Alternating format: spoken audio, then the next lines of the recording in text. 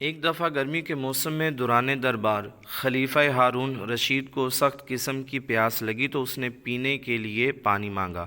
چنانچہ اس کو ٹھنڈے پانی کا ایک پیالہ پیش کیا گیا تو اس نے وہ پانی پی کر اپنی پیاس بجھائی۔ اس دربار میں حضرت ابن سماک رحمۃ اللہ علیہ بھی موجود تھے۔ انہوں نے خلیفہ ہارون رشید سے کہا کہ اگر آپ کو سخت پیاس لگے اور ایسی سخت پیاس لگے کہ برداشت کے قابل بھی نہ ہو اور پوری دنیا میں پانی کہیں بھی نہ ملے، لیکن ایک آدمی کے پاس پانی کا ایک پیالہ ہو تو وہ پیالہ آپ کتنی قیمت میں خریدیں گے؟ خلیفہ ہارون رشید نے کہا کہ میں اس کو آدھی سلطنت دے دوں گا اور پیالہ لے لوں گا۔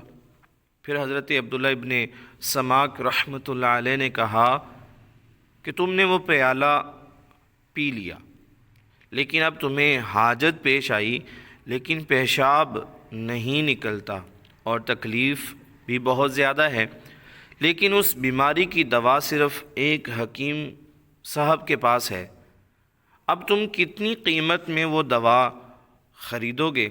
تو خلیفہ ہارون رشید نے کہا کہ میں باقی کی آدھی سلطنت اس کو دے دوں گا اور دوا لے لوں گا۔